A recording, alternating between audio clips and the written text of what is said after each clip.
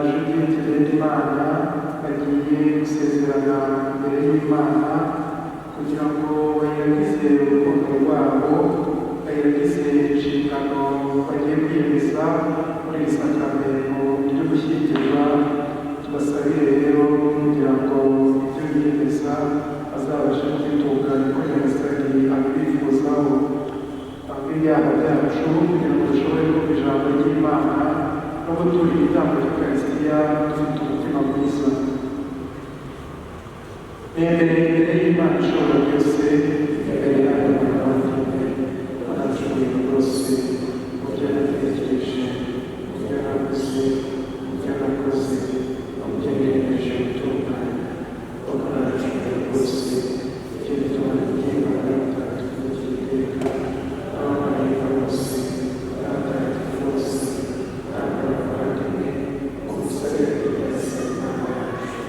Imana ishobora byose n'intore z'ibyaha byacu, maze izatugeze mu bugingo bw'iteka.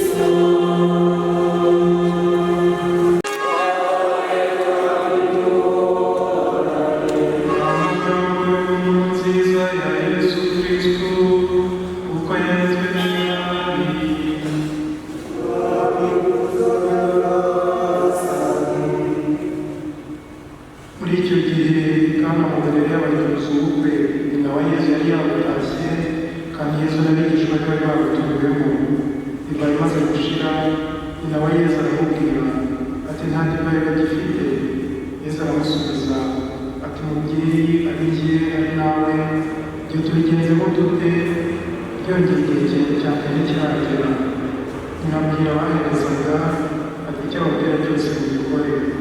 Arateretse intango esheshatu zibaje mu mabuye zagenewe imihango y'abayahudi yo kwiyuhagira.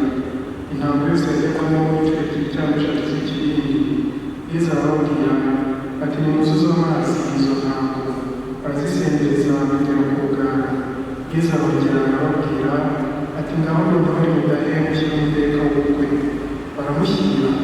Umutegeka w'ubukwe amaze gusogongera mu mazi yahindutse divayi, atazi aho iyo divayi iturutse, abaherezawe babo babwiye ko bari bahazi, nuko ahamagara umukwe aramubwira ati ubusanzwe umuntu arabanza agateka inzoga nziza, bamara kuhamagara agahinduka itari nziza. Uwo ariko wakomeje gutereka inziza kugeza ubu.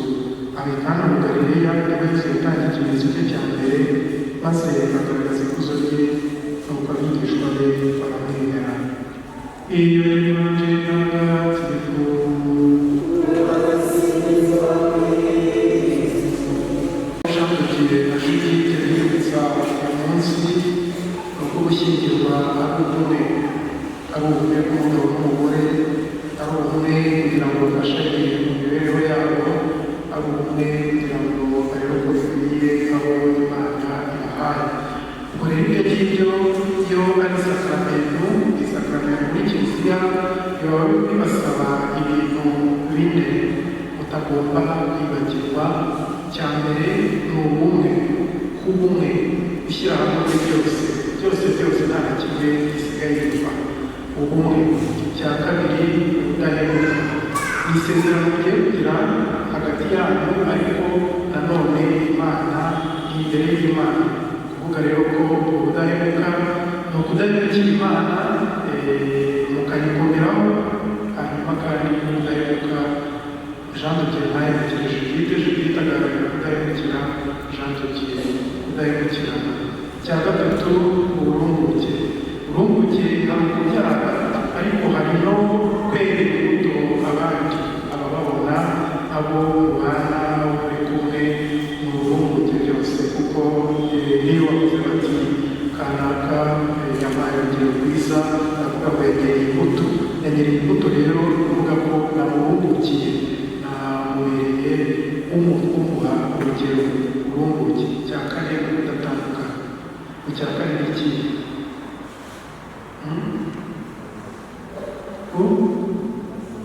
Udatandukana. Muri kukivugagaho kandi ntukagomba kukivuga cyane. Muri Kiliziya abantu basezeranye nta na rimwe bashobora gutandukana. Iyo bumva bitazashoboka baratubwira ngo ubu ngubu muri aka kanya turi hano gutya, ndumva ntazabishobora, reka twikomereze misa bisanzwe, ibindi ntabwo turabijyamo. Twikomereza misa buri wese we undi iwabo, ariko iyo babyiyemeje ni ukudatandukana. Ubumwe, kudahemukirana, uburumbuke, kudatandukana. Ngiryo isakaramentu ry'ugushyingira. Ibyo muzakora byose bizabishingira, ibyo muzakora byose bizaba bishingira aho ngaho. Uko muzakoresha Imana bizabishingira aho ngaho. Ubumwe, kudahemukirana, uburumbuke, kudatandukana.